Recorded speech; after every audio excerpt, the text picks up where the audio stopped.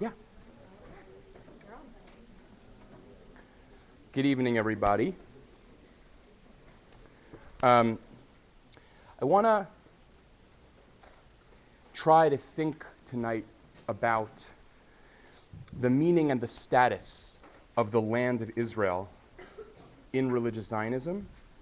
And in order to do that, I want to start by thinking about the meaning of the land in medieval Jewish thought, because in many ways, the debate over the meaning of Eretz Yisrael in religious Zionism is really a reflection of, and maybe even a manifestation of, much older debates and disagreements.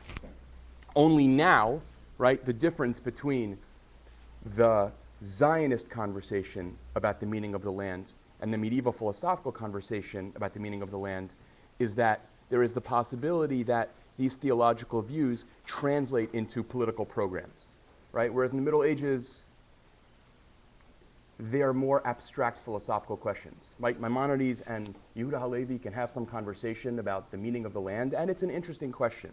Whereas some of the sort of reverberations of that conversation in the late 20th century, as we'll see, are both philosophical, theological, but also have very real implications for politics. So I should maybe say that in the ideal discussion of the land of Israel in Jewish thought, we would of course begin with Tanakh, but we have an extremely short time.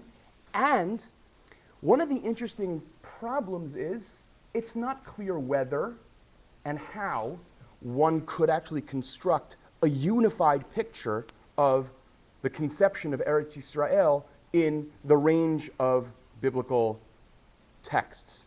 In fact, it's sort of striking that such a central topic has received fairly little scholarly attention, precisely because people have a hard time methodologically figuring out, can I talk about the meaning of the land of Israel in the Bible, or can I only talk about the meaning of the land of Israel in Dvarim, or Yeshayahu, or Amos, etc.? And that raises all kinds of questions about how we think about what the Tanakh is in general, and especially around this question.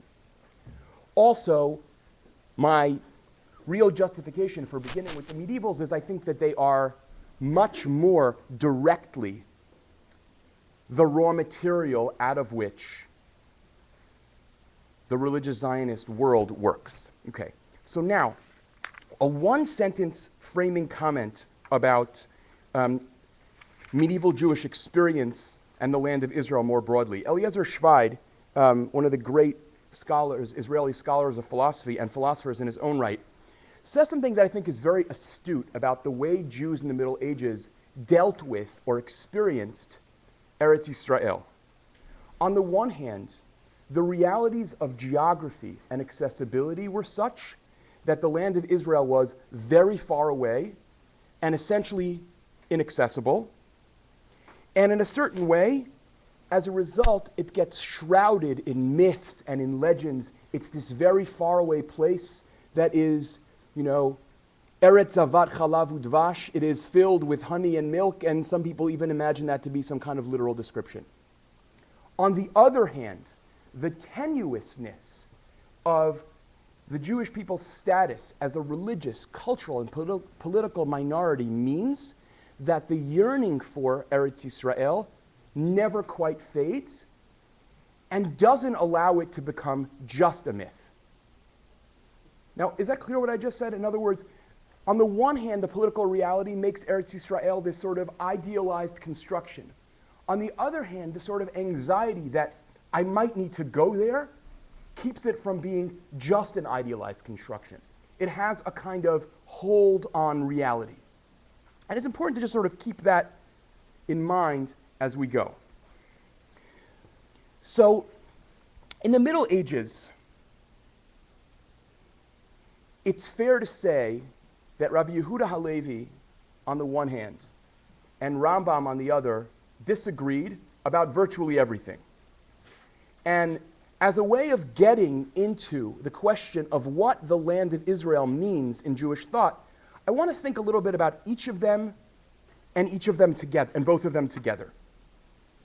So I'm going to start by saying a few words about Yehuda Halevi that when I first start saying them are going to seem wildly irrelevant to anything you came here to talk about. But Just bear with me for a few sentences. We'll get somewhere, I hope, important. According to Aristotle, the only form of experience that can generate any knowledge is sense experience. And thus, the only thing we can know for sure is about the sensible, physical world. Yehuda Halevi, at least at one point in his life, is very much in deep conversation with Aristotle, and yet he wants to move beyond Aristotle in this one basic, earth-shattering way. And that is, he insists that there is another type of experience beyond sense experience that is possible, and that is a direct experience of the metaphysical through a different kind of sense, what we might call the inner sense. What is unique about a prophet is that this inner sense does the work of accessing metaphysical truth. In other words, there is a level of experience and a level of reality that can only be accessed through this special sense that essentially is prophecy. So there's, on the one hand, the stuff that all of us, by dint of being human, can access. And then there are the levels of reality and experience that can be accessed only through prophecy. By the way, it should go without saying that one can't prove such a claim, right? But it's crucial for everything Rabbi Yehuda Halevi is going to develop is the sense that another kind of experience, and therefore another kind of knowledge, and therefore access to another kind of reality is in fact possible. That means that a prophet is a unique kind of being. In a certain way, you can say that for Halevi, a prophet is an intermediate form of being between a human being on the one hand and the world of the angels and the divine glory on the other. A prophet is human but more than human, according to Halevi. Let's put it one other way. The difference for Yehuda Halevi between man and the animals is the capacity for thought. The difference, in turn, between man and, already for some people this will be a little bit striking, the difference between man and Jews is that the latter have the capacity for prophecy, that is, this extra inner sense. Okay? Now, all of this means that some people are already squirming in their seats, but I think it's very important to try and understand what's going on here, right? All of this means that there is a hierarchy between Israel and the nations that is about a fundamental difference. It's, in some sense, you could say, it's not a quantitative difference, it's a qualitative difference. A Jew is a different kind of creature than anyone else. That is, Jewishness has an ontology to it, right? It is built into the structure of being. Now, we could have a long discussion, were this a seminar on medieval Jewish thought, about whether and when it makes sense to describe a medieval philosophical theory as racist, right? I think that's a very important and interesting discussion. It's not a discussion that I want to have now, but I want to make a couple of comments about this, okay? First is, it's important to note, just to have a rounded out picture of Rabbi Yehuda Halevi, first of all, that he goes to great lengths to manifest that he does not hate non-Jews, and further, that this essential difference between Jews and Gentiles is not manifest in crude ways. So that, for example, he sort of explicitly does not argue that Jews necessarily have better human qualities than other people. And he argues for a kind of admittedly triumphalistic universalism that says Jews are the heart, the rest of the world are the limbs, and the heart is responsible for the well-being of the limbs. Now, corresponding to this, okay, so we now have this category of the Jews of Am Yisrael as this ontologically essential entity. That is to say, they are a different form of being. By the way, if your response to this is profoundly troubling, don't worry, right? The Rambam read Halevi and felt more strongly than you do, right? And we're going to get to this, because I think this is going to be a very, very interesting way of thinking about how Jews imagine the world and their place within it. Now, there is a kind of parallel, right? What's true about Bnei Yisrael, about the people of Israel, also is true, according to Halevi, about the land of Israel. Eretz Yisrael is, the meaning of Eretz Yisrael in some sense, is that it is the place where prophecy can take place. There are two kinds of prophecy, according to Halevi. There is the prophecy that takes place in Eretz Yisrael, and there are the rare occasions of prophecy that take place elsewhere, but they are always about or in service of Eretz Yisrael. Eliezer Schreid has a wonderful term for this. Academics are amazing at this. He speaks for Halevi of the geotheological uniqueness of the land of Israel. The geotheological uniqueness, meaning it is a piece of land that has an absolutely essential theological difference from any other place. This geography, this kind of construction of a sacred geography, is based on the prophets. Eretz Yisrael is the center of the world. Jerusalem is the center of Eretz Yisrael. And the temple, in turn, is the center of Jerusalem. And there is a whole, just as there is an ontology of Jewish peoplehood, there is an ontology of the Jewish land. So Eretz Yisrael is, according to Halevi, the portal that connects the heavenly sphere with the earthly sphere. It is the place of connection of God and earth, and therefore it alone is a place of prophecy. Every prayer uttered by a human being ascends to heaven through this location called Eretz Yisrael. Therefore, it is always better to pray in Eretz Yisrael, because as it were, you're praying next to the portal. And Halevi goes to lengths to argue that the people of Israel in the land of Israel uniquely manifests the best qualities of both. Right? The people of Israel can only achieve their true greatness, and the land of Israel can only manifest its true riches when the two of them are brought together. Now, we now know that Rambam, Maimonides, read the Kuzari, and I think we can safely say that he didn't like it. And it's maybe important conceptually to understand that, in a way, the Guide of the Perplexed has a diametrically opposed project to the Kuzari. The Kuzari, Rabbi Yehuda Halevi's central text, is in some fundamental sense all about Israel's uniqueness. If you've ever studied the Guide of the Perplexed, you realize it's about a lot of things. It is not about Israel's uniqueness. In fact, as some Zionist thinkers will later point out, isn't it interesting, they point this out with some anxiety, that Maimonides doesn't list the uniqueness of the land of Israel, the election of Israel, or the uniqueness of the land of Israel as one of his principles of faith. Something some of them find surprising.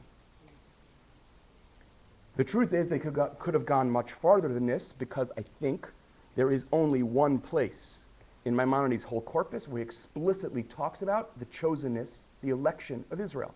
This is a very minor theme in Maimonides' thought. You might even say, at the risk of digressing for a minute, you might even say that for Halevi, one begins with the particular, and then the question is, how do you make sense of the universal? And for Maimonides, at least philosophically, he begins with the universal, and then has to figure out what exactly is the meaning of the particular. That's why, for Halevi, the central core testimony in Judaism is the story of the Exodus and Sinai. Whereas for Maimonides, strikingly, the central story, in Jewish theology is the creation of the world, a story about humanity, and not only or explicitly about Israel. So you can already imagine, just based on this sort of like 2-minute construction, right, how diametrically opposed these two worldviews really are. Rambam, in other words, reads the Kuzari's essentialism, that is, the notion that the Jewish people and the land of Israel are ontologically unique entities, that they have unique structure in being. And Rambam counters with a kind of systematic anti- or non-essentialism. The Jewish people and the land of Israel are not ontologically unique in any way. When it comes to the creation of the world, the Jews are like anybody else. And the land of Israel is a land like any other land, except that God has given certain mitzvot around it. Now, for those of you interested in medieval philosophy, we can say this in a slightly different way. Rambam was, here like the bells of college philosophy classes should start ringing, the Rambam was a nominalist, which means that universal or abstract categories don't exist. They're just that. They're convenient ways of categorizing things that are real, which are particular things. In other words, for the Rambam, there's no such entity as Israel, the Jewish people. The Jewish people is just a collection of a bunch of individuals.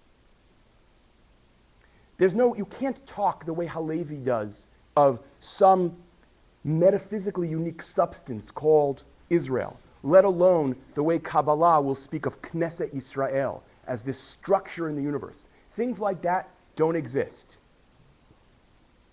Prophecy. Now watch how this develops parallel and sort of antithetically to Halevi. Prophecy is a kind of human perfection.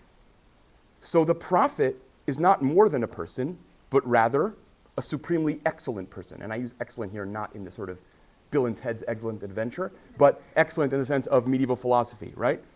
I just dated myself in a humiliating way. But, okay, so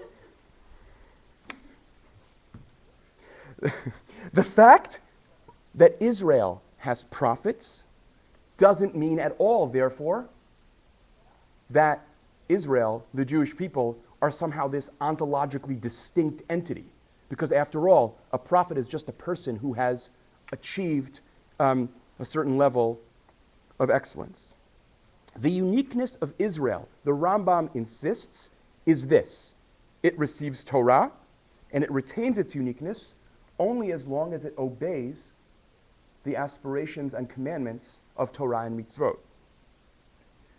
To quote something that, for those of you who are full-time in the yeshiva, I mentioned on Friday night, the wonderful image for this from the scholar of medieval philosophy, Daniel Lasker, is that Halevi insists that that the people of Israel are unique in terms of hardware.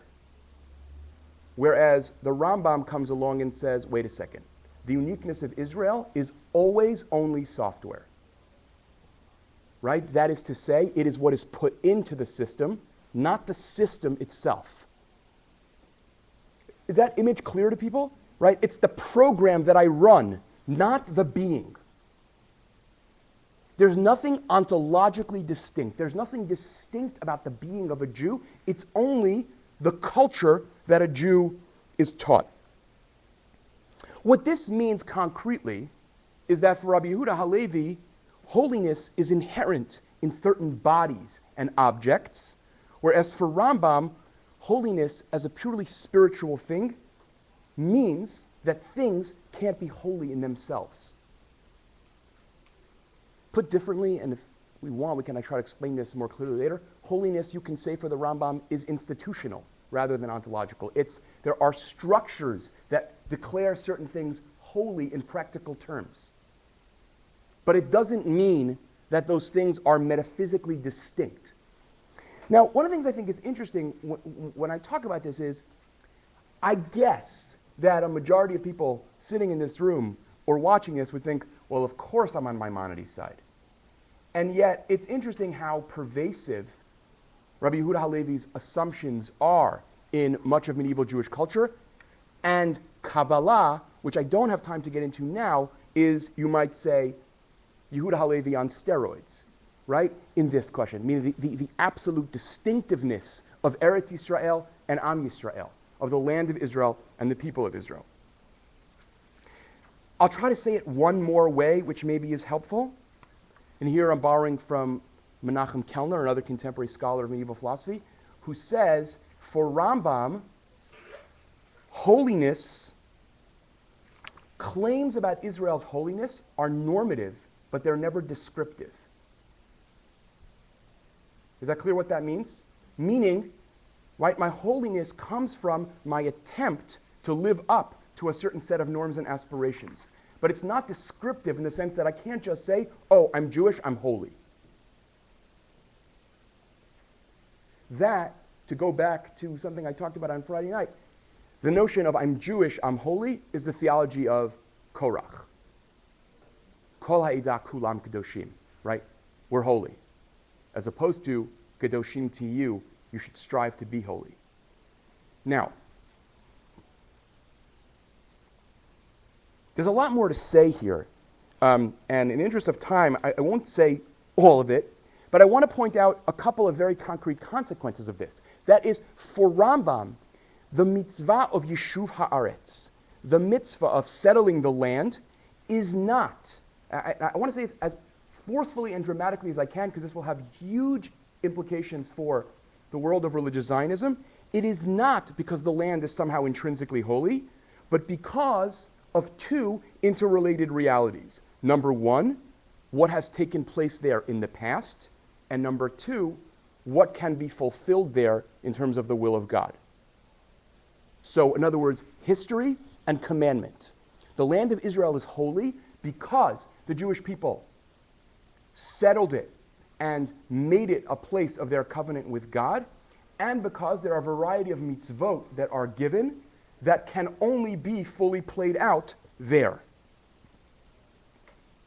And the Rambam emphasizes, if you read him closely, that what the sages consider the permanent holiness of the land of Israel is a result of history, not ontology. It's a result of the fact that it was settled. Kedusha Shniyah, right, the second settling of the land, affects the land of Israel historically, not metaphysically. I'll give you just one more almost random example just to understand how stark this divide is. Halevi makes the claim that the fact that the Jewish calendar centers around the land of Israel and that we set days and times by the land of Israel is because the land of Israel is the center of the universe, and it makes sense that we structure time around the metaphysical center. The Rambam essentially says, the idiom is mine, but the thought is his. Give me a break, right? We center Jewish time around the land of Israel because that's a convention. That's how Jews mark time. Maybe you could say, perhaps only a little bit simplistically, right? The Rambam comes along and says, in this sense, we should be a lot more metaphysically modest than you, Rabbi Yehuda Halevi, have allowed yourself to be. Okay, so we have here really the land of Israel as a central manifestation together with the people of Israel. You could say the two central manifestations of a more fundamental divide in orientation between these two schools of medieval Jewish thought. The Rambam, the refusal of any kind of essentialism, and Halevi, the absolute placement at the center of a consistent essentialism. Okay? That's kind of the medieval frame of how at least philosophers in the Middle Ages are struggling with what does it mean that culture and Torah are centered on a piece of land and property. Okay, so religious Zionism. How does this debate, this disagreement, play itself out? So first, I'd like to just say a couple of sort of meta things about the religious Zionist debate, and then sort of play it out, where I will use very briefly Rabbi Isaac Jacob Reines, who we spoke about last week, and Rabbi Joseph Soloveitchik, who we mentioned briefly last week, as, in a way, the continuation of the Maimonidean line of medieval Jewish thought, and then Rabbi Abraham Isaac Kook and Rabbi Tzvi Yehuda Kook as the continuation and intensification of the Yehuda Halevi line. So first, a couple of general observations. It's maybe helpful to think about the question of Eretz Yisrael in religious Zionist discourse as the question of, can I talk about the intrinsic holiness of the land, or is the land of Israel so valued because of instrumental reasons? That is, because it is the place where Torah and mitzvot and or Jewish national life can best be played out. Is there something about the land itself that is different? Is there something about the fabric of Jerusalem that's different from the fabric of Paris? If I were in a more obnoxious mood, I would ask, is there anything that's ontologically different between the fabric of Tel Aviv and the fabric of Paris? Right? Now, that was an attempt at a joke, but it failed miserably. Now, okay, or does the land merely serve, and this merely shouldn't be seen as merely, it's a big deal, but it's very different, as a place where other ideals can play themselves out. Dov Schwartz, a particularly astute scholar of the history of Jewish thought, uses, I think, the helpful image of that the view that the land of Israel is intrinsically holy can be categorized as the theology of Eretz Shmeimit, the heavenly earth. Whereas the theology according to which the land has merely instrumental value is Eretz Artzit, an earthly land.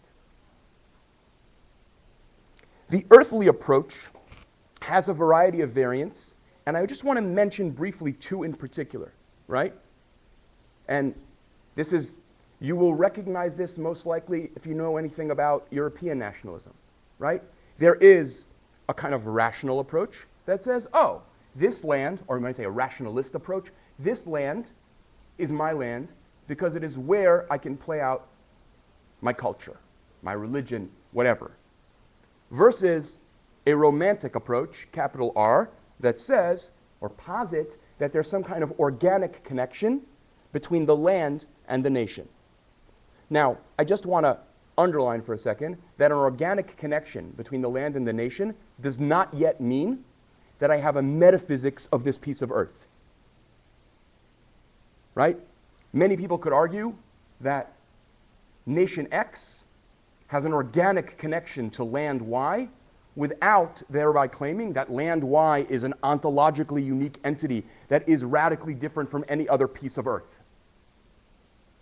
You might say that the organic approach is already taking a first step towards a metaphysics, but it's far from a metaphysics. Okay? Now, the heavenly approach, and here you should hear the loud echo of Yehuda Halevi, is that Eretz Yisrael is a metaphysical entity. The land of Israel and the people of Israel are both metaphysically unique entities,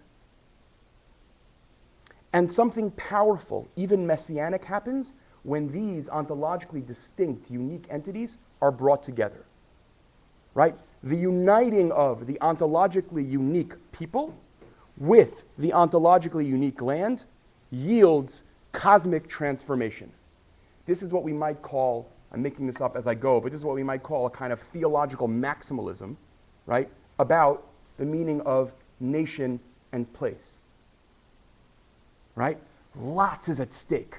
It has cosmic repercussions. And as we'll see this evening and even more dramatically next week, the Cookian school of religious Zionism is uninhibited about going precisely to those places, right? These very maximalist places where seemingly earthly things about a people entering a land become cosmically reverberative acts, right? The cosmos shakes with this development.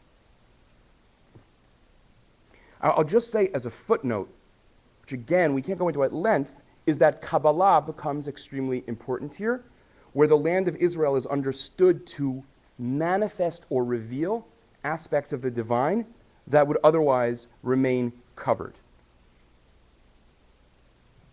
Now,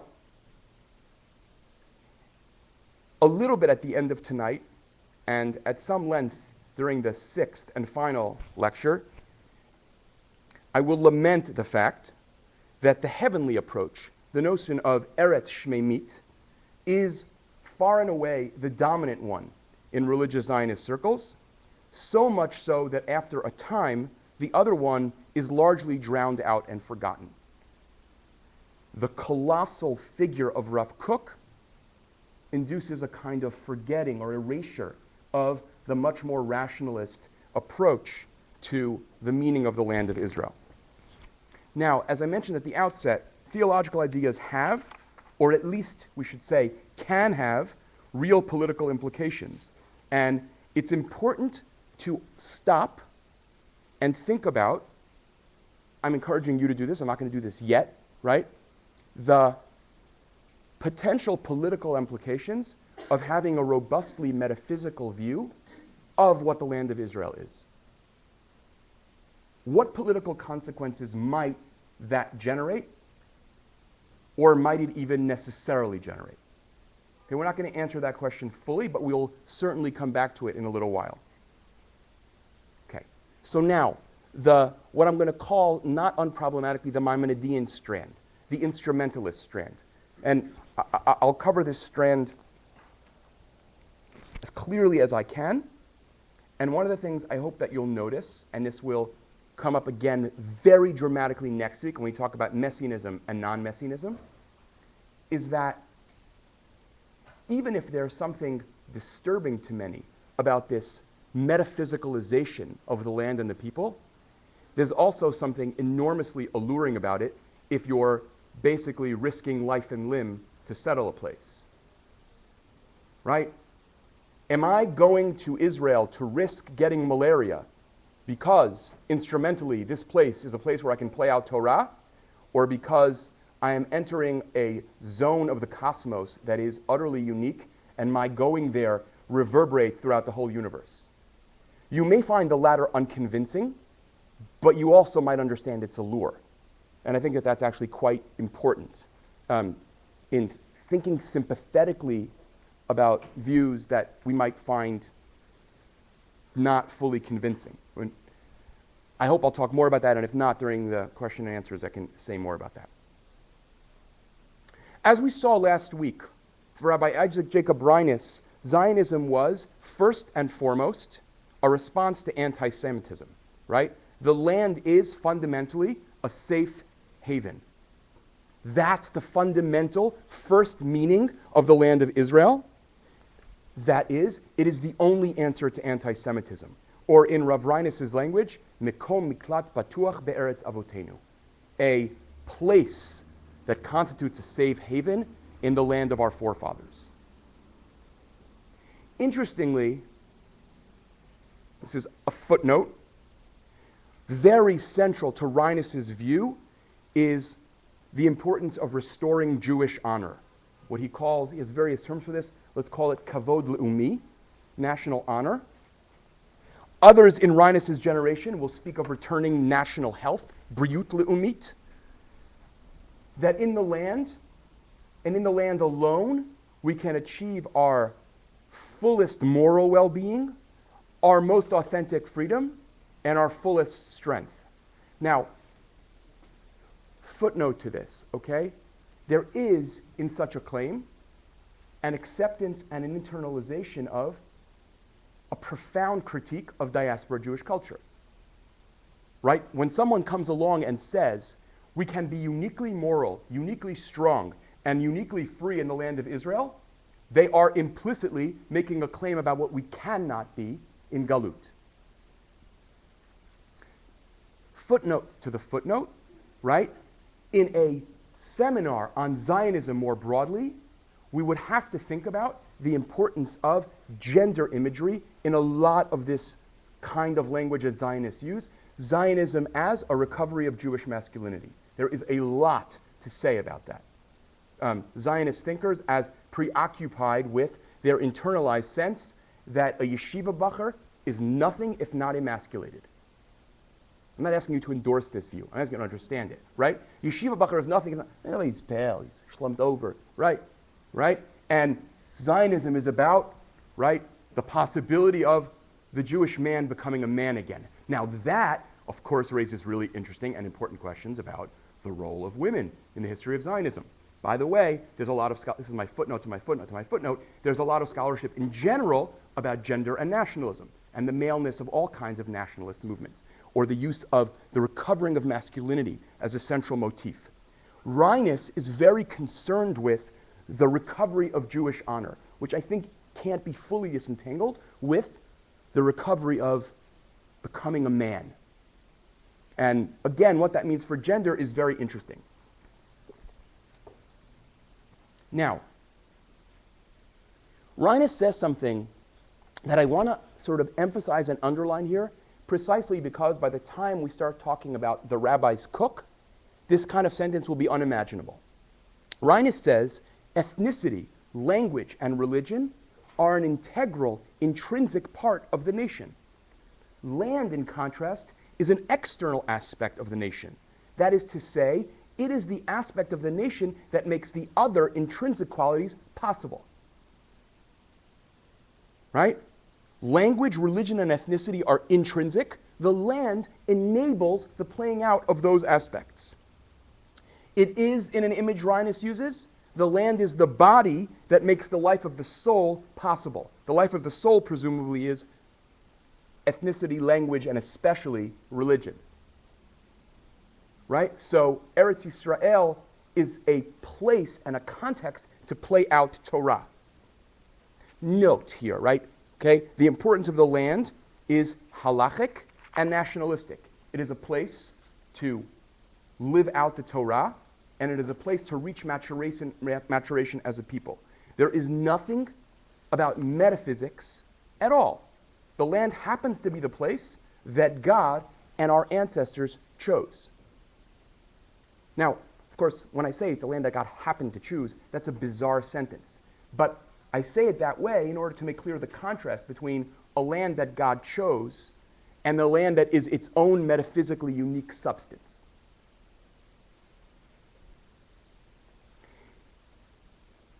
Now, Reines is extremely strong about Zionism requiring Yishuv Haaretz, the mitzvah of settling the land. In lecture 4 about violence, I will go to great lengths to show you that for Reines, Yishuv Haaretz means buying the land and does not in any context mean conquering it. This is very, very important to him. He goes so far as to say that the aspiration to Yishuv Haaretz is an ikar emunah. It is a foundation of Jewish faith, and he contends that one who isn't engaged in the project of Yishuv Haaretz demonstrates thereby that he or she does not believe in God. If you don't think that the land and the people need to be reunited, you obviously don't believe anything that you read in the prophets. That's the structure of the argument. That is to say, a rejection of the land is kfirah be'Elohim, is a rejection of God.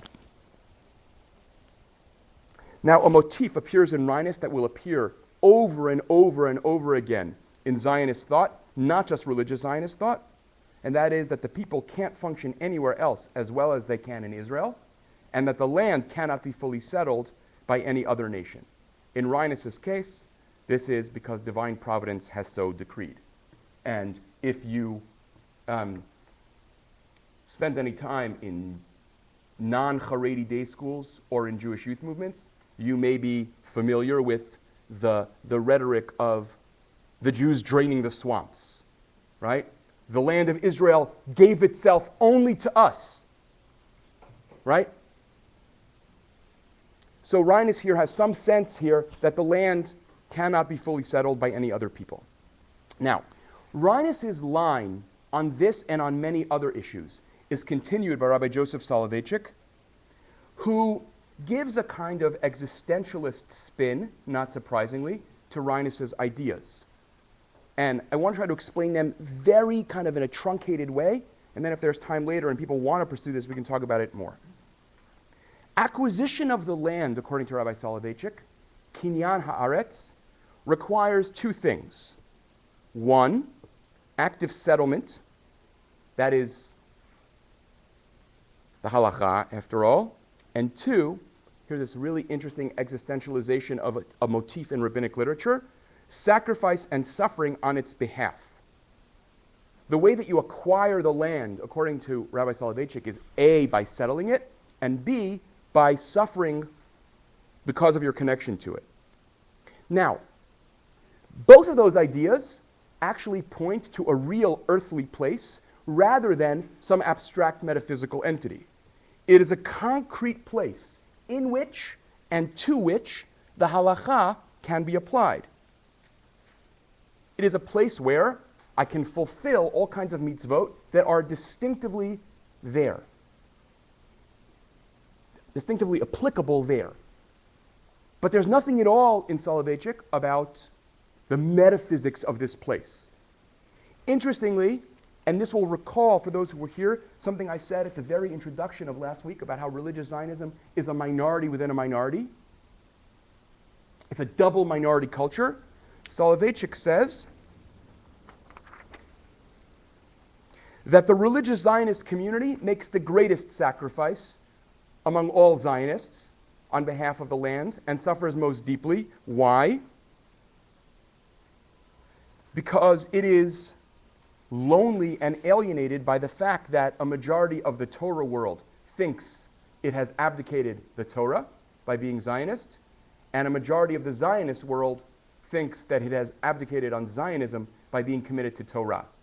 And so the existential loneliness that the religious Zionist, Soloveitchik contends, exhibits is the suffering whereby he or she enacts kinyan Eretz Yisrael, the acquisition of the land of Israel.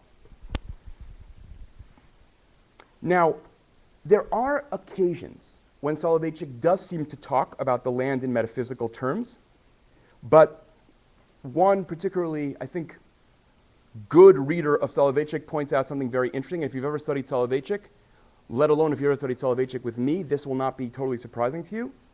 He says that when Soloveitchik talks about the metaphysical qualities of the land of Israel, he is describing a subjective consciousness, but he never presumes to be describing a metaphysical reality. That is to say, I can experience the land as metaphysically unique.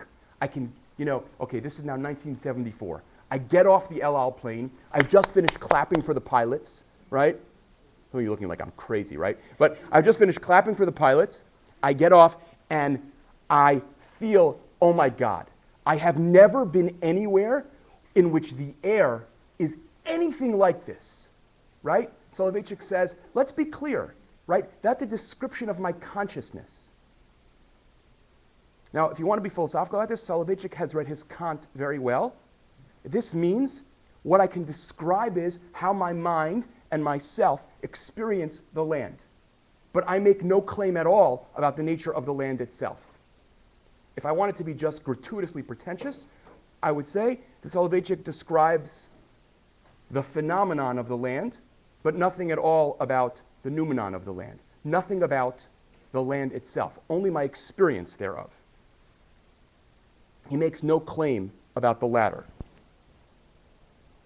Now, we'll see, maybe next week, maybe in the last week, that this notion in Soloveitchik gets played out more forcefully in later thinkers, perhaps most importantly in David Hartman, for whom the land's meaning is simply that it is the place where Torah and mitzvot can be played out.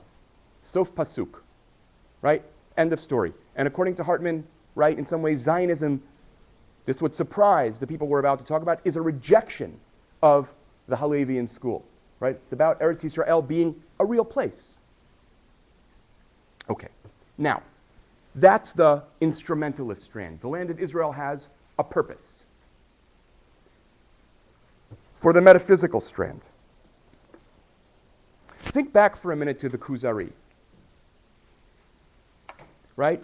The land of Israel and the people of Israel are both metaphysically unique entities that need to be brought together. And doing so is participating in a cosmically significant process. We'll talk about this, as I mentioned, at length next week. Return to Zion, in other words, is a manifestation of a much more fundamental yearning, to use the language of Rav Kook, tikkun ha'havaya kula, right? The repair of all of existence. The yearning of the Jewish people for this place is actually a tapping into an essential manifestation of a much more fundamental yearning for the whole cosmos to be redeemed. So Zionism is, in the thought of Rabbi Abraham Isaac Kook, at one level, a people returning to its homeland, and at another, a people returning to the source and center of all holiness. Those are not the same thing, right? And according to Rav Kook, it's both. And I would go so far as to say that as Rav Kook gets older, it becomes more the second and less the first. Like Eretz Yisrael becomes more and more of a cosmic entity. There's a process whereby the land first takes on personal attributes, and it seems like, in his case, that's not just metaphorical, and it finally ends up as a metaphysical substance, what he calls chativa atzmutit, and yesod tikkun ha'olam kulo. It is its own unique structure, and it is the foundation of the redemption of the entire cosmos. It's perhaps not surprising that Rav Kook, and especially the older he gets, emphasizes how important it is for this generation to be taught Kabbalah, because he thinks only Kabbalah can explain the mystery of the meaning of the land of Israel, which is, after all, Eretz Harazim, the land of secrets. And in order to understand Eretz Harazim, you have to teach Torah Harazim, right? That is Kabbalah. Now, just to gratuitously confuse us for a minute, right? Rav Kook goes so far as to assign certain sfirot. The land of Israel is a reflection of Sirat Yesod. Yerushalayim is a manifestation of Sirat Malchut. I'm not sure what this means. I think what it at least means is that Eretz Yisrael manifests the divine in a way that other parts of the world don't, and that the divine presence on earth flows distinctly through this place. Jerusalem being higher up than the land of Israel suggests that it is in some way a less material place. It is a more ethereal, purely spiritual place. Now, Rav Kook, like many Kabbalists, is kind of obsessed with the notion of unity, right? You can say that much of Kabbalistic piety is about seeing unity where other people only see fracturedness. Alma de Peruda, the world of fracturedness. And he makes the claim that the land of Israel is the place where things that seem separate can be united. In the land of Israel, gashmiyut and ruchaniyut, materiality and spirituality, can be wholly made one.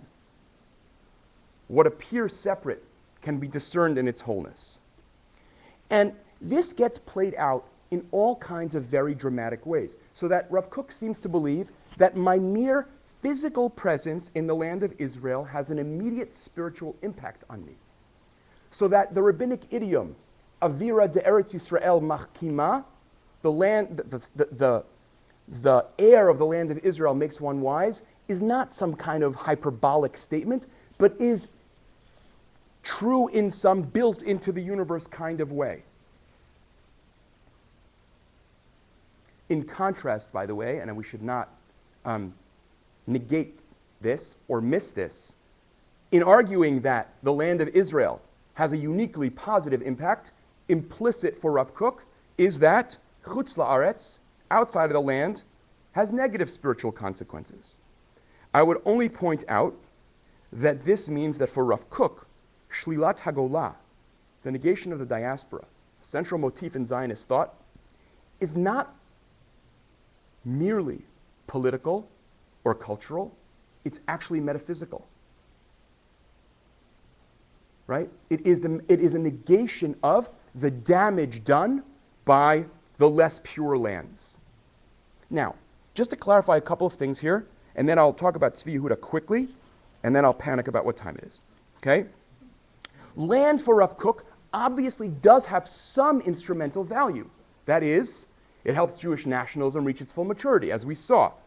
It helps along the cosmic process of redemption, which is in some kind of instrumental value. But it is also much more, right? It is, again, to use that image, chativa atzmutit. It is a metaphysically unique entity.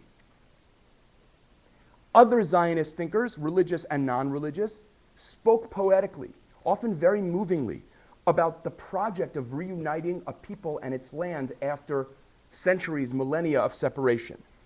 But again, for Rav Kook, what's so important is that that process is cosmic and metaphysical, not merely historical or even romantic with a capital R. All of this means, right, that the land of Israel simply cannot be understood in purely rational terms. Okay, now, Tzvi Yehuda Kook, Rav Kook's son, Tzvi Yehuda Kook was not really an original philosopher. He's not really a philosopher in some ways at all.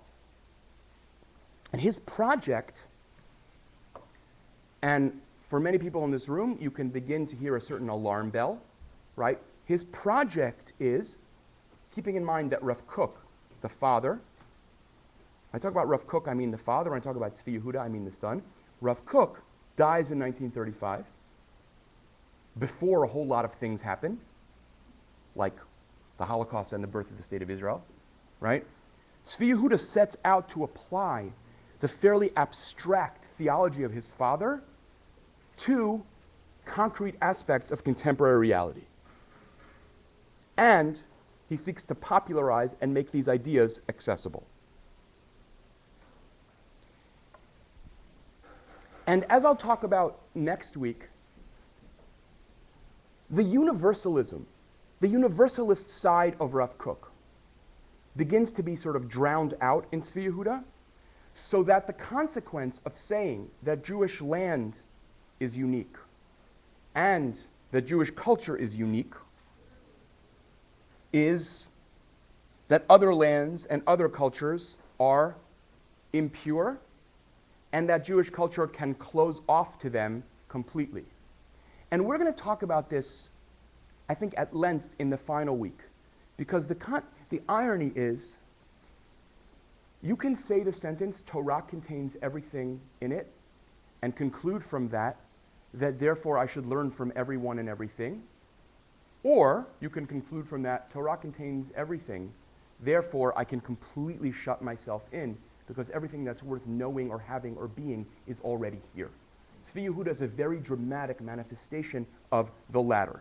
In a certain way, you can call him the dramatic Haredization of potentially Haredi ideas in his father, right? There's a kind of cultural enclosure.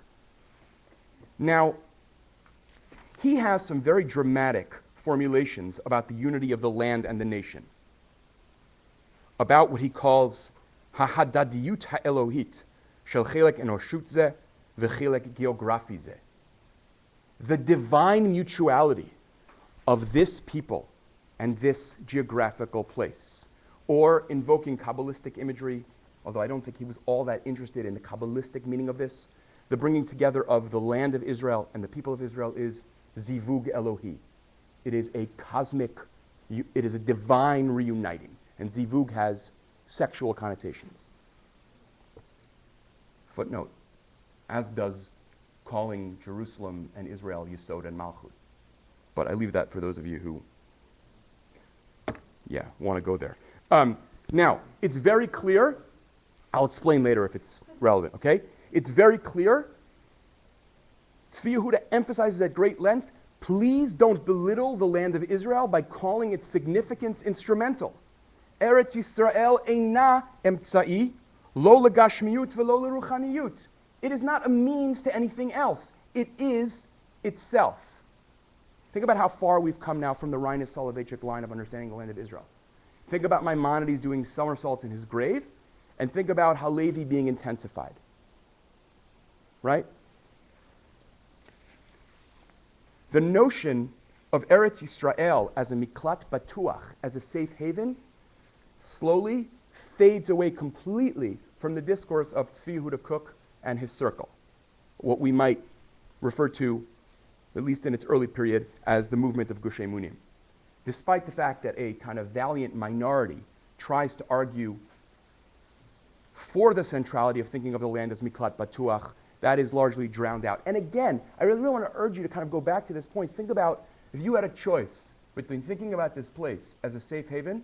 By the way, let me make it even more intense for a second, okay? Coffee shops are blowing up left and right. You have the profound Zionist paradox that you're contemplating sending your kid to New York to be safe, right? Herzl has now done a somersault in his grave, right? What would make you stay? The notion of a safe haven, or the notion that this is the very center of the cosmos and it's a metaphysically distinct entity that holds the key to the redemption of the world? The scales are hard to balance in that instance. Now, that's not the only cheshbon, that's not the only calculation you would want to make. But again, I think understanding the appeal is important.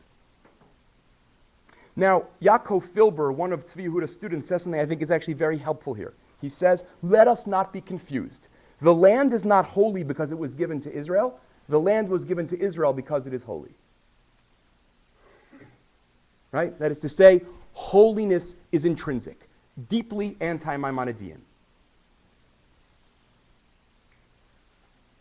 Now, this is where it becomes political.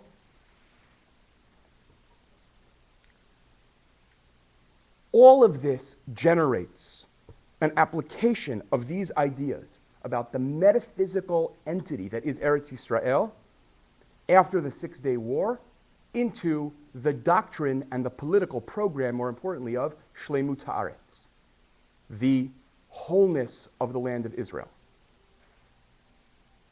Right? If the land of Israel is not merely an instrumental thing, but is actually some metaphysical reality, you can't carve it up. And the argument becomes essentially as follows, and here I'm essentially citing Dov Schwartz's analysis. If the people and the land represent an existential and ontological unity, if they really are in some sense in the fabric of the world united, then I'm going to use this image violently because I think it's actually helpful. To cut into the land is to cut into the people. An act of violence to the land is an act of violence to the people. By the way, I don't think it's hyperbole when people, during the Hitnatkut, during the disengagement, which we will talk about, I hope, in the last lecture, said things like, Yehuda v'Shomron ze anachnu. Judah and Samaria is us. That's not rhetoric, or it's not only rhetoric. It's also a theology that says, right, if you actually cut into one metaphysical entity, you also cut into the other metaphysical entity. No human being, this is sort of part two of this analysis, has the right to make decisions about an autonomous metaphysical entity. And thirdly, working on behalf of the wholeness of the land, Shleimut Haaretz, is a way of tapping into and participating in its unique holiness. It's a kind of spiritual catharsis. To fight for the land is to step into its holiness. Now, all of this leads, I would say, ineluctably, right, unavoidably, to what comes to be called very soon the practical political ideology of afsha'al, or as we learn in America, not 1 inch, right? Afsha'al, because you can't carve up a metaphysical entity. It's a form of carving up yourself. Now, I want to explain a few things that Tzvi Yehuda Kook says that will render him deeply unpopular in this room if he's not deeply unpopular already. But I think it's very important to understand how this sort of rhetorical escalation takes place. And also to understand that some of the politically fraught statements that some contemporary religious Zionist rabbis make are actually not their own innovation, but are, at least in their origin, at least 35 years old. Right? So Tzvi Yehuda Kook says, as part of the theology of Af Sha'al, of not 1 inch, that to surrender 1 millimeter of the land of Israel, actually his image is much more Jewish, Sroch Na'al, literally a shoelace of the land of Israel, falls under the category of Yehareg Ve'al Ya'avor. You should sooner be killed than allow 1 millimeter of the land to be surrendered. Sure enough, Tzvi Yehuda then says that any human decision that undermines Shleimut Haaretz, think about this already. You thought this was introduced in the 90s after Oslo. You thought this was introduced in 2004. Tzvi Yehuda says any human decision that undermines Shleimut Haaretz is, in and of itself, null and void and has no standing at all. And a government that acts in a way that undermines Shleimut Haaretz is guilty of, now listen for the residences, this is Tzvi Yehuda Kook talking in the 70s, is guilty of Begida. Any Jewish leader who surrenders an inch of the land of Israel is a boged, is a traitor. Eventually, right, as I don't need to point out, that becomes the central demonization slogan around Rabin. Rabin Boged is rooted in the theology of Tzvi Yehuda Kook. Tzvi Yehuda Kook went so far as to refuse to rule out the possibility of a civil war over returning territories. This is not the invention of his students, but actually of him himself. Right after the Yom Kippur War, when discussions in the culture emerge about land for peace, he says the following on Yom HaAtzmaut, right after the Yom Kippur War, Ze lo yelech, ze lo ya'avor b'li milchama, al gufotenu va'al evarenu, kulanu. I want to translate this. This will never happen over our dead body, every last one of us.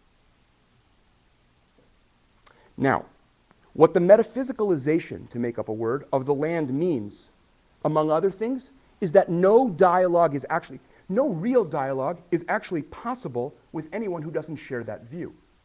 Because when you argue, right, you can argue this is already true about Halevi, as I pointed out, right? You can't, if I tell you that through prophecy I have learned about a metaphysically distinct entity, and you say, but I don't share your premises, the conversation has officially broken down. Forget about the conversation between Israel and its enemies.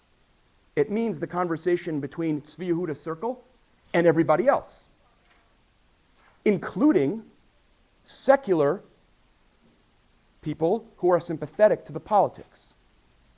Right? I think that's actually very important to understand. When you talk about the land as a metaphysical entity, you are inherently creating a closed circle of discourse. Now, note, okay? Let's go back to this for a second. For Reines and Soloveitchik and people like them, Eretz Yisrael is a value. It's even a very important value.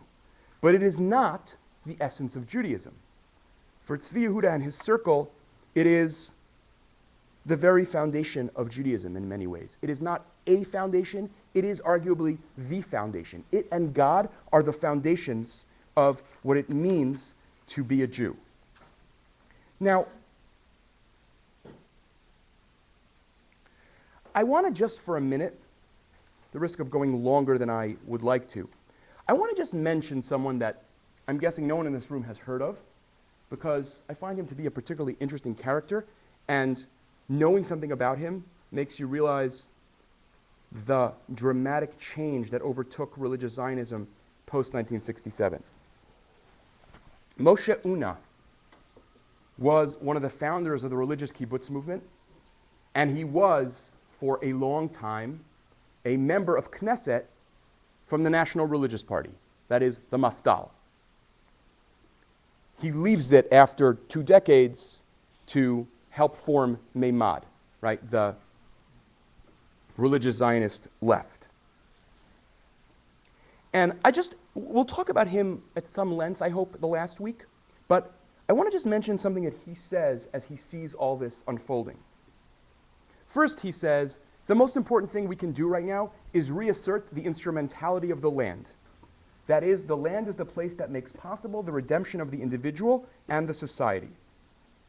Obsession with the metaphysicalization and the metaphysical status of the land can only lead to le'umanut, that is, chauvinism, nationalist chauvinism, and potentially much worse. Ethics, he says, must always remain at the center of the Torah. What about, Tzvi Yehuda, the well-being of others? What it means to grow in ethics is that you understand that you always get less than the maximum you desire. By the way, I want to emphasize, this is a Knesset member from the Mafdal, right? Today, he would not be allowed into a party meeting.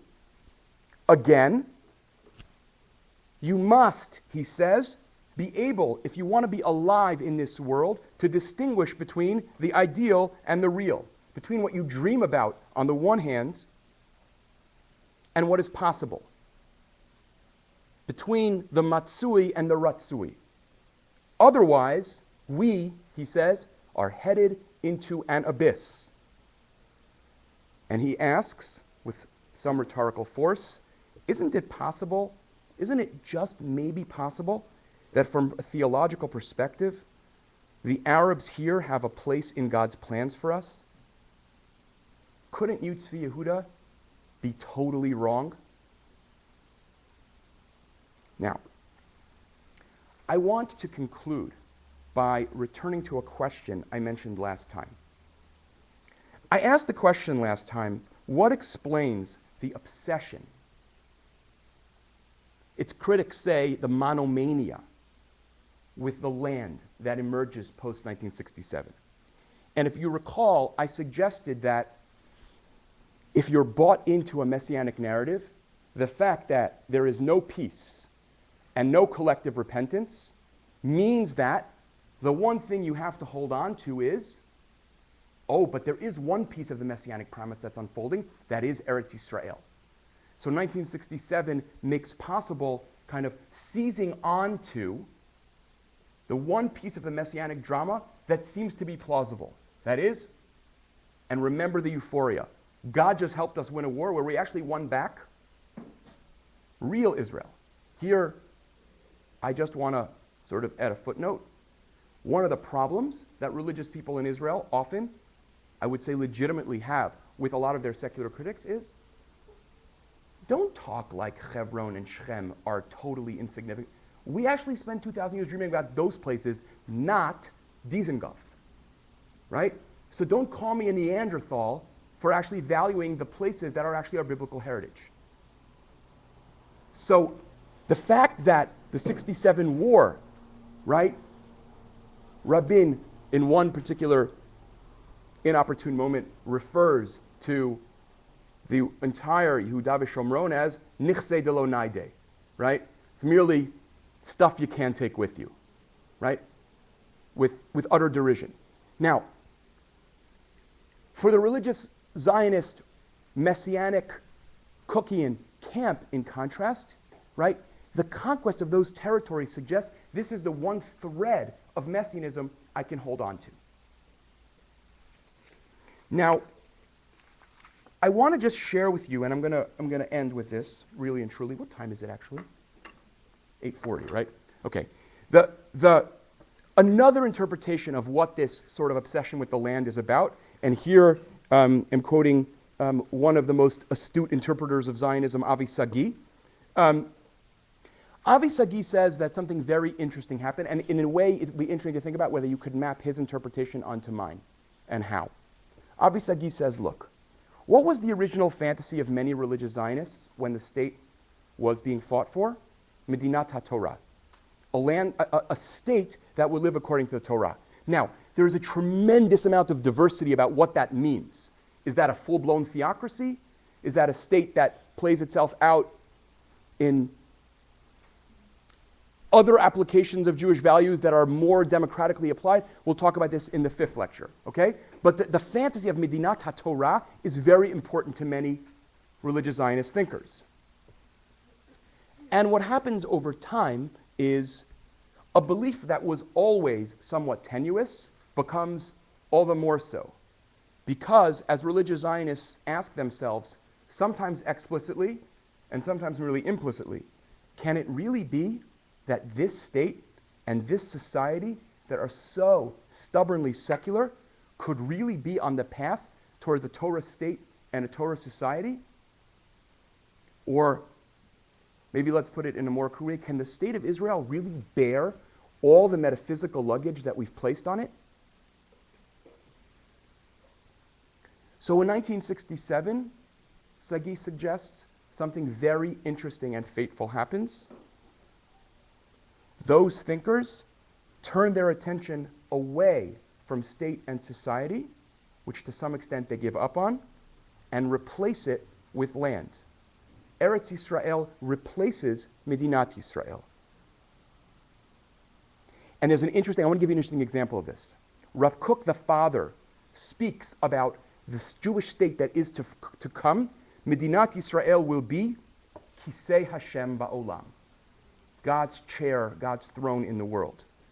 Rav Yehuda Amital, who later will do dramatic tshuva for this phase of his career, but at one point is the most theologically articulate of Tzvi Yehuda's students, writes in 1974 that settling the land is binyan malchut Hashem, is building the kingdom of God.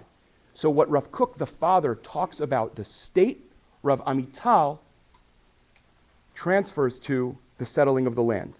And in the interest of speaking well of great people, I want to emphasize this is stuff that I think Rav Amital spent much of the later part of his life wishing he had never written this very important book, Hama'alot Mima'amakim, about a kind of Tzvi Yehuda inflected vision of redemption. In other words, right, the religious Zionist camp, or large parts of it, come to this view. Don't obsess with changing the face of secular society. That isn't the essence of our Zionism.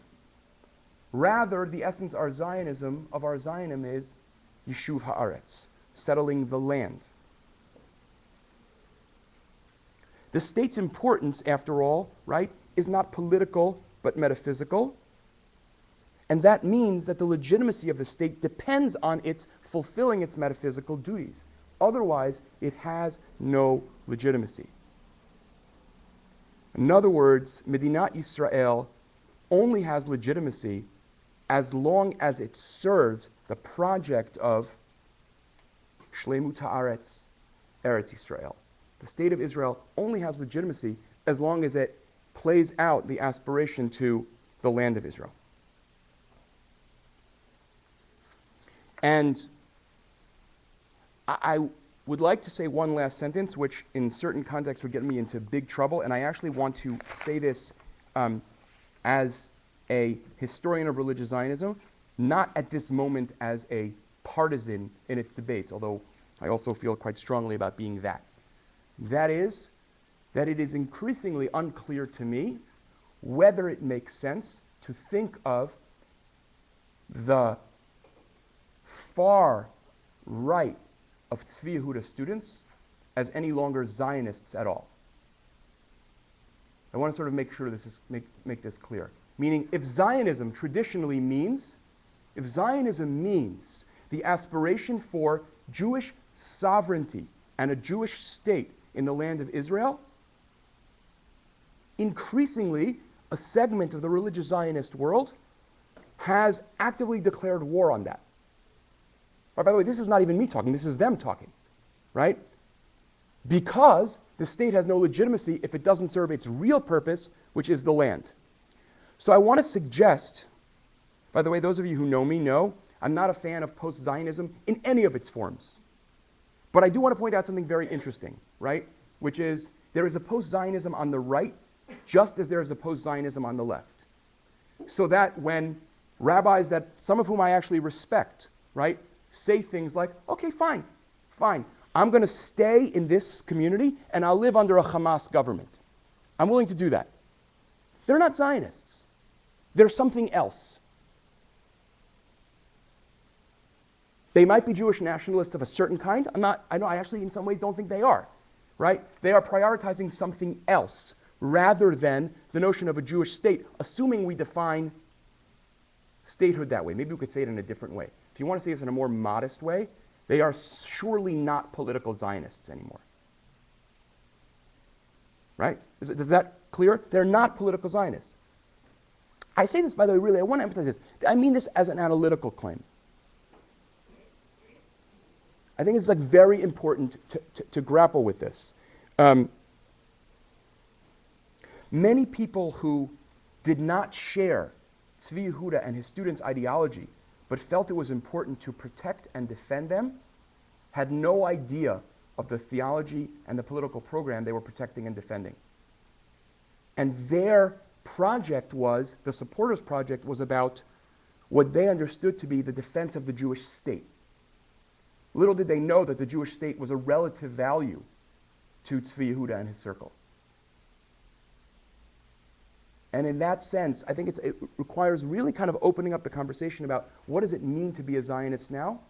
And those who want to write out parts of the Jewish world, for better or for worse, right or wrong, for being post-Zionists, I wonder whether one requires greater intellectual honesty about all the places where post-Zionism manifests itself. Okay, thank you very much.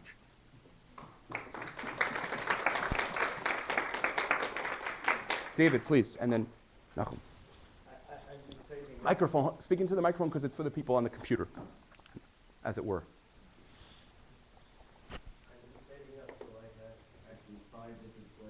Ask one. The good news is that I've gotten at least one of them. Let's do one at a time.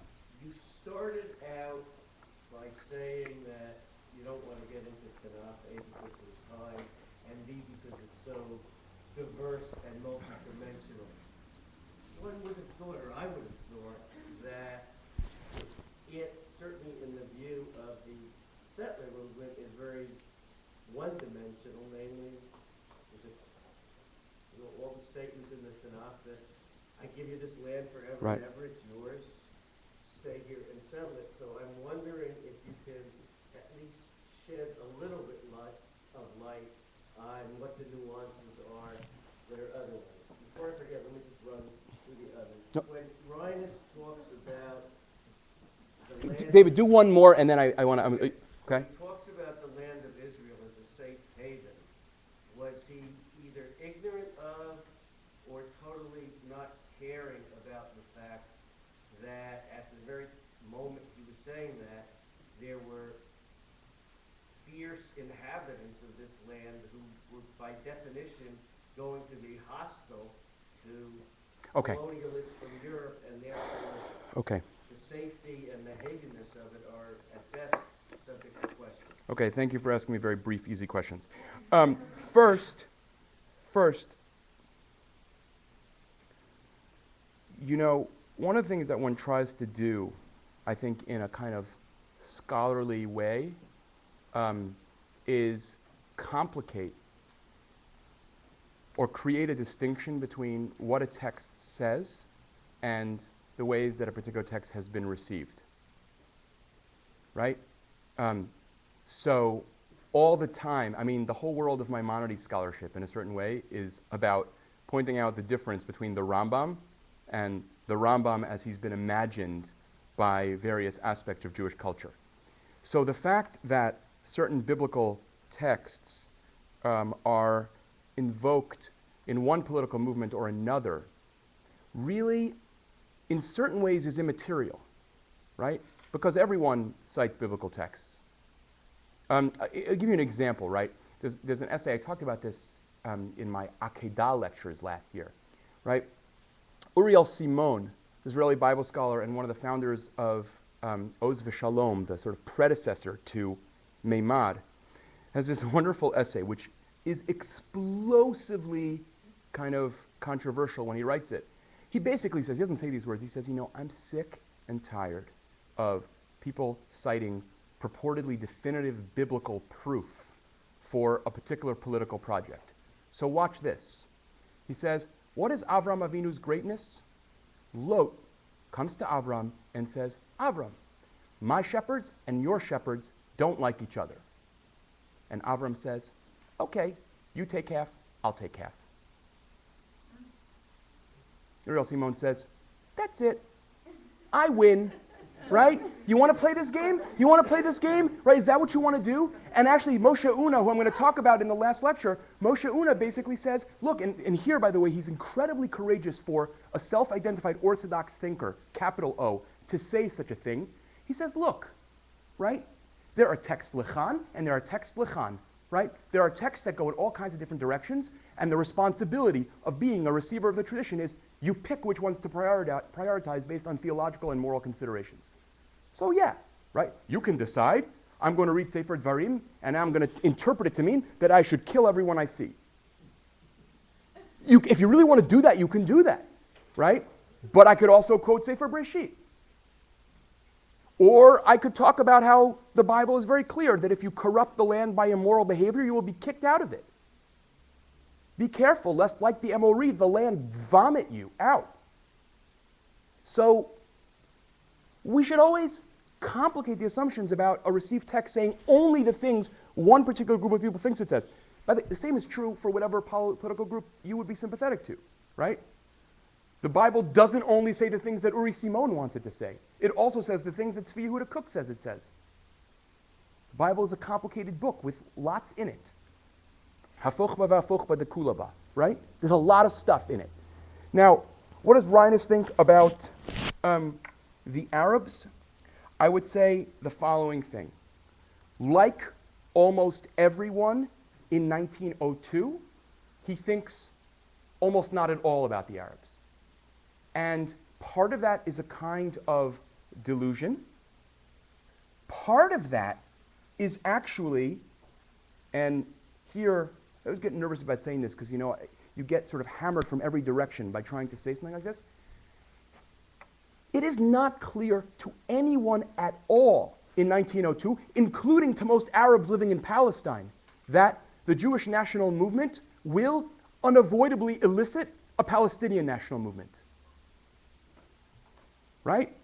In fact, in 1902, there is nobody who calls himself a Palestinian. That's very important to understand. Now, the one person, by the way, famously, who sort of anticipates this is Achad Ha'am, who in 1894, I believe it is, I'm not exactly sure, he pays a visit to Eretz Yisrael, and he writes a little essay called Emet Mi Eretz Yisrael, and Truth from the Land of Israel, and he basically says, oh boy, you really don't get it, do you? You think that you're going to come here as a nationalist movement and condescendingly tell them that you're going to improve their sewage and all their economic situation, and they're going to say thank you? Actually, what one national movement begets is another nationalist movement. So be careful. But I want to emphasize, Achad Ha'am writes that sentence, and never again for the rest of his career does he say anything about the Arab problem. The Arab problem is in quotation marks. That's how it was referred to politically. Meaning even he, who had this moment of prescience, right, of seeing, oh my God, one national movement, another nationalist movement, all hell's going to break loose, even he doesn't fully see it. So I think it's a very complicated question, right? Trying to decide if I should say it in a more dramatic way, right? I think that Zionists, as a rule, did not imagine that one of the things that Zionism would invent is Palestinian nationalism. And I would be cautious about now blasting someone in 1902 for not seeing that. I would be cautious about that. Okay? So let me, yeah, Nachum. And that way, that's not intended as an apology. It's intended as just kind of thinking historically. Yeah, Nachum, please. Take Nachum and one more, and then I guess we should, well, go ahead. We'll decide momentarily. Would you consider in your spectrum of thinkers related to Rabin earlier.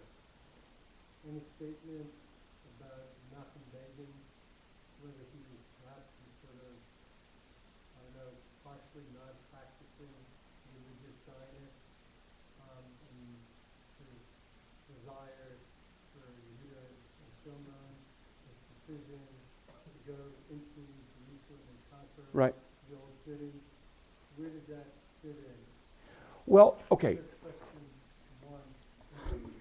Question two, on the metaphysical quality, would you include outside of the land any statements about Mikdash?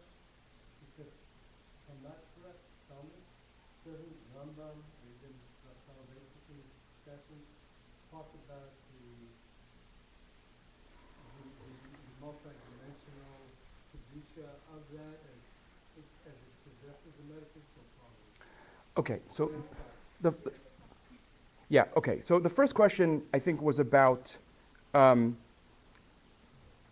I'm not sure what the valence of the question is about.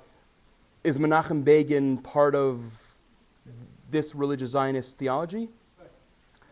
I mean, I don't actually. I would honestly say I don't know enough about how much Begin wrote about his theological passions. I would say that Begin found deeply ambivalent common cause with the settler movement in the following way. He believed, right, that the Jewish people should settle Judea and Samaria, and he believed that they were the people most likely to do it, but he also was extremely troubled by what he saw as their complete indifference to the law in making that happen. And in fact, he felt this kind of competitive thing with them where he wanted his government to control which sections of the West Bank were conquered when, and not to wake up every morning and find that 15 guys had just planted themselves on a hill somewhere. He had like disdain for that. So his relationship with them was both admiring and profoundly ambivalent. If you're asking a question about sort of his theology, I don't know, and I don't know if we know, right? I have always thought about Begin, rightly or wrongly, right, as in the end, a religious member of the revisionist wing of Zionism, the Jabotinsky wing, rather than someone who makes sense to say is a religious Zionist. And if it makes sense at some point during a question and answer session one of these weeks, we can talk about whether being a religious Zionist is equivalent to being a religious Zionist. Right?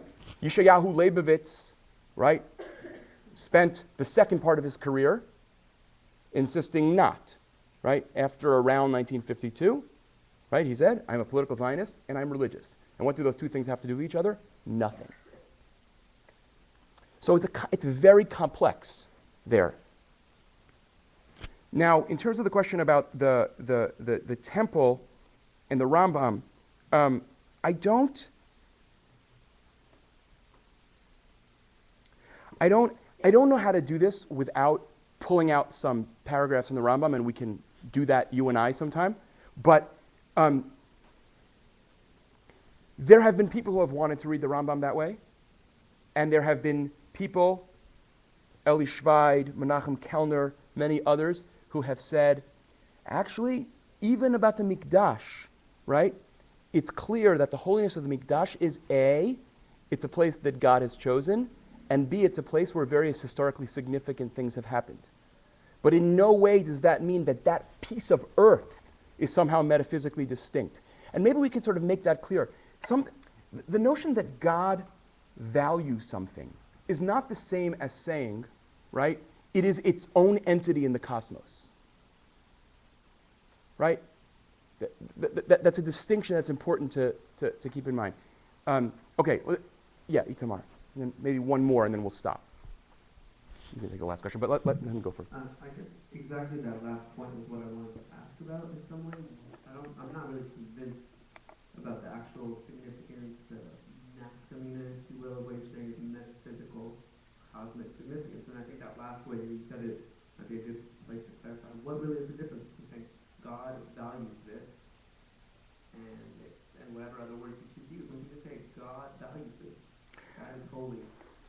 elevated beyond Right. anything else. So I think it's a very good question. And I don't even think it's a good question, I think it's a hard question. And I would say this. I'm trying this on, okay?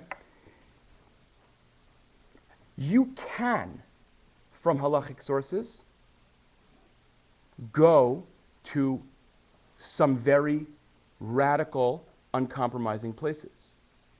But you can, from halachic sources, also not go there, and you can also go to some very dramatically different halachic places. So that, for example, if I say, look, Eretz Yisrael in its entirety has some halachic status, but Pikuach Nefesh has a higher status, saving lives has a higher status, or in Moshe Una's idiom, right, the ethical well-being of my people has a higher status. Halachic value of the land is not absolute, because no one really argues, unless they're already first inflected by this metaphysics, that the halachic significance of the land is the highest value there is in any halachic system. In other words, right, saying that it's a place that God values does not lead necessarily to a kind of implacability around political compromise. Because, right, okay, there are lots of things God values. God values that I not drive on Shabbat. But if, God forbid, my son needs me to take him to the hospital, I'll do that. And that halachic obligation trumps the first one.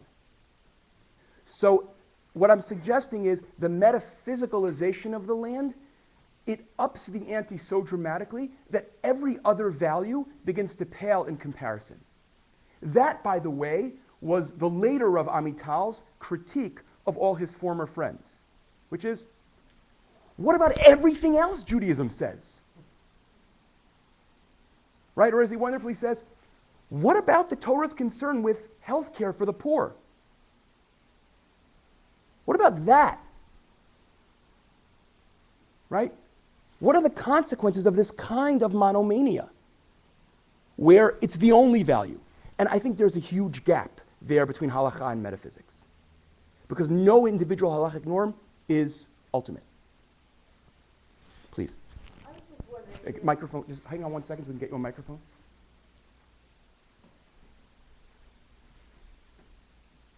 when you were just talking about Tzvi Yehuda and the direction that the Cook philosophy took, I was wondering, is that something that back in 1967 he anticipated? Do you think that he and his group anticipated where they would be ending up today, or is it something that just sort of, like a snowball, happened?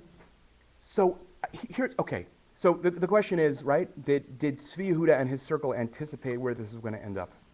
And I would say, the short answer is no. I'll explain that in a second. But I think Tzvi Yehuda is already very clear that if it does end up there, we're ready for battle. Now, the reason why I think no is that, and this this will be a kind of central piece of the final lecture, and possibly the fifth as well, right? Religious Zionists have so often operated on this assumption, inflected both by Kabbalah on the one hand and by Hegel, oddly, on the other, that stuff was happening that was different than what the people who were doing it thought it was. That is what Hegel called the cunning of history, right? In other words, people think they're engaged in action X, but really they're engaged in action Y. Secular Zionists think they're building a secular political state. In fact, they are ushering in the throne of God on earth. Or as Rav Kook will say, and we will spend a great deal of time in the fifth lecture on this, perhaps the most fateful line in some ways in the history of religious Zionism, I would suggest.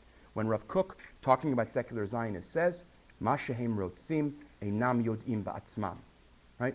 What they want, they themselves do not know. Right? They are animated by impulses and aspirations that are other than the ones that are available at their most conscious level. This means that many religious Zionists, not all, spent a lot of their history assuming that all the stuff that was not to their liking would fade. And so eventually, secular Zionists would actually understand their true innermost motivation and would come around. And I would even say something else. I think Tzvi Yehuda believed, going back to his father, that the land of Israel is so inherently transformative that if we could just take it over, it would cause the fading of heresy. Now, that might sound completely nuts to you, right? As like someone living in, 21st century America. But in other words, if the land of Israel itself has a spiritual impact on those who dwell there, then the more of that land we have, the more likely it is to dispel the heresies and the denials of the secular Zionists. And as I mentioned last time, and this is sort of how I ended last time, right? There is a kind of explosiveness, right? When you insist that you see more deeply into history as it's unfolding than anybody else, and you understand its innermost impulses, then when history turns out not to be what you thought it was, but rather what it said it was, all hell breaks loose. And I would suggest that the spasms of violence that have overtaken the religious Zionist world, beginning with the Machteret in the 80s, the underground, the Rabin assassination, increasingly stuff around the Hitnatkut, the radicalization of some of Tzvi Yehuda's circle to the point of actively, initiating violence against Arabs, Moshe Levinger, others, right, is actually about the explosion of a theology that becomes harder and harder to hold. I claim to know what is really going on here, and the more reality refuses to go along with my narrative, it's like a powder keg. It's chomer nefetz, right? It's dynamite, because at a certain point I act out against those who refuse to conform to my narrative of who they are. That's the dilemma of that kind of messianism. The messianism that claims to see the inner causes, and Kabbalah nurtures that too. You have to look not at what appears, but you have to look, right, at the inner. That's what Sfirat Chokhmah is all about, seeing the inner unity where other people only see division, right? Well, what happens when history doesn't play along? Right? You just basically, now you don't have to come to my 5th lecture about secular Zionists, but I think it's actually very, very important. This issue is as critical as it could be. Rav Kook could at least say, secular Zionists, they're idealists. And then come Tzvi Yehuda students and say, maybe this is a caricature, but for the cafes in Tel Aviv, this is who I legitimated and said that they were the vehicles for bringing God's throne to earth? The high-tech crowd in Tel Aviv? Really? Wait a second, my father said, right, they would retain their idealism and their secularity would fall away. And you know what happened? They maintained their secularity and their idealism fell away. I'm angry, right? My narrative that legitimated my participation in the Zionist project is collapsing. It was only okay because I told myself they were other than they were. And it turns out they might very well be exactly who they said they were. Now what happens? Well, I begin to disassociate myself from the state. Maybe it's not surprising what I said, which is, right, I become, in certain ways, no longer a Zionist. Because Zionism lied to me. Or I lied to myself about Zionism. Right? That's the tragedy. Right? And you can condemn it politically, but I think it's important to compassionately imagine the crisis that entails. Right? The history of religion is filled with the prophecies that didn't come true, and what ends up happening in different ways is some weird amalgam of disillusionment and reaffirming the belief even more strongly. If you think that the collapse of a messianic dream means that the messianic dream dies, I invite you to take a subway to Crown Heights. It's the same phenomenon. It's not as violent. It's not violent, but it's the same idea, right? There was a messianic fantasy, turned out not to be true. What do? Thank you.